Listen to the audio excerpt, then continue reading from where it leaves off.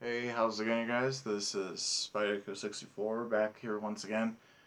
And of course, another Book of Boba episode has just released. And if you are, in fact, wondering, um, why is it coming out so late, at least the episode recap, I've just been tired and I just been not really into anything at all today.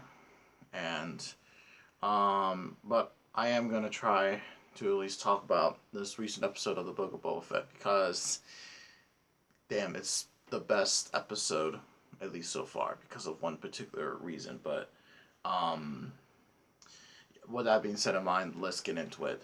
So yeah, if you know, you know. This episode, of course, features the return of Din Djarin, the Mandalorian. The last time we saw Din was in, of course, the season 2 finale of the book, or in the Mandalorian, and I remember I really didn't talk much about that episode. Only the reason was because, at least what I remember, um, because of course that was when Luke, of course, made his triumphant return, and I was just talking about that more than I was the actual episode. But to basically go over my thoughts on this episode, like I said, really cool seeing Din Djarin, the Mandalorian, once again. He definitely is becoming one of my favorite Star Wars characters. One of the new Disney, I guess, canon sort of characters. And one thing that I really gotta say is this episode. It's really great in a lot of areas. Not only we should not only is it to show. I really love this character sort of. We really are paying attention to Din Djarin, especially after now that Grogu is back with is now back with the Jedi, and now he's with Luke Skywalker.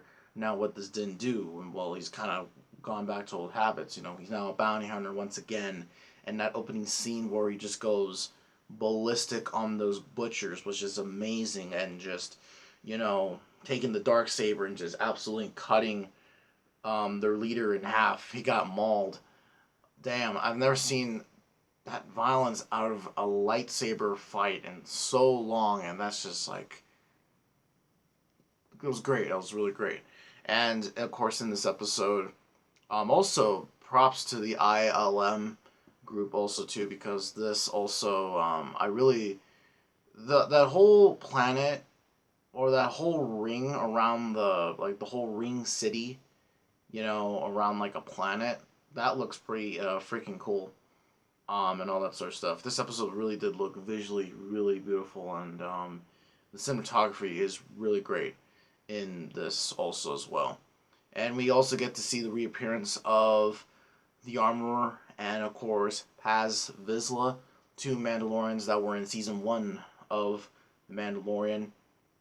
And, of course, I absolutely love how basically the Armorers just talk about all of the lore and all of the whole history of Mandalore. Talk about the dark saber, Pat or Tar Vizsla.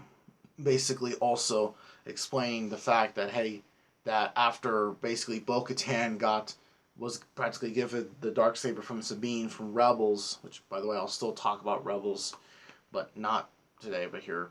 But basically kind of talk about how now basically that whole the dark saber now is basically just a curse now, and of course we're also shown the purge, like the great Mandalorian purge, you know the Song of 1,000 Years, I think it's called.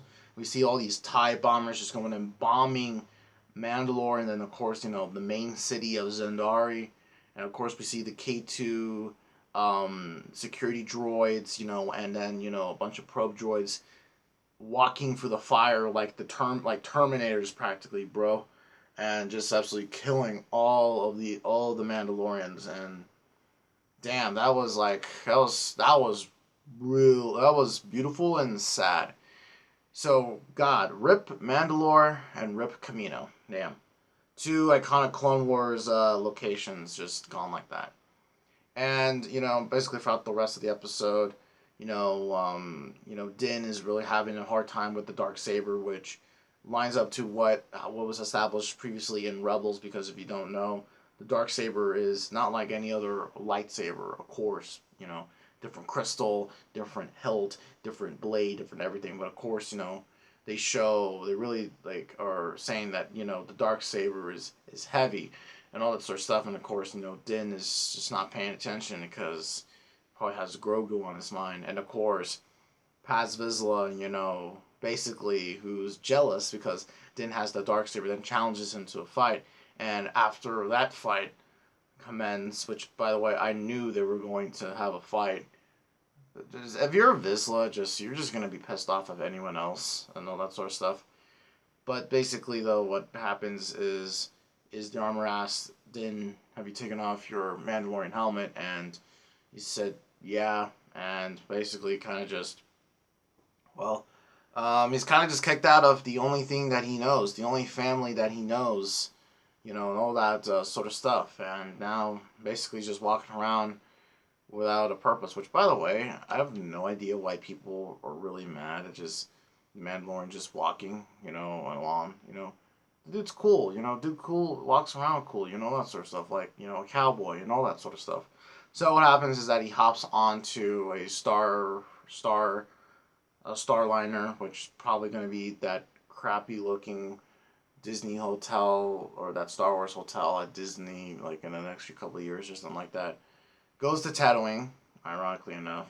Meets up with I forget the one lady, the one mechanic lady that has all the pit droids. Which, by the way, we also see a BD-1 droid, which is Cal Kestis's droid that we see in Jedi Fallen Order. It's not BD-1, it's just another BD droid and all that sort of stuff. And basically, Mando then also fixes up a Naboo starfighter and fixes up the Naboo starfighter.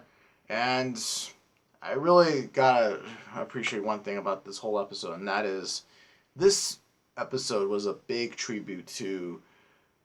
It was a big tribute to the Phantom Menace. Like, it really was a big tribute to the Phantom Menace, And damn, already the Mandalorian, or basically this whole entire series, the new Disney Plus shows are definitely showing the respects to the original trilogy, the prequel trilogy, and of course, the animated shows, Rebels, and of course, the Clone Wars. And of course, Din takes the Naboo starfighter out, out for a test drive. He also encounters two X-Wing pilots, which one of them was in season 1, or no, in season 2 of The Mandalorian. And basically, he comes back down, lands the thing on, lands the ship back into, to the hangar. And of course, Fennec is there to greet him, and basically, she's all like, "Yo, we need some muscle," and then just accepts it. So and the episode ends right there. Now, the one thing though I will say about this episode, and really, this is something that of course I'm just really noticed that of course it's immediately known, and that is, this was more of a Mandalorian episode more than a Boba Fett episode.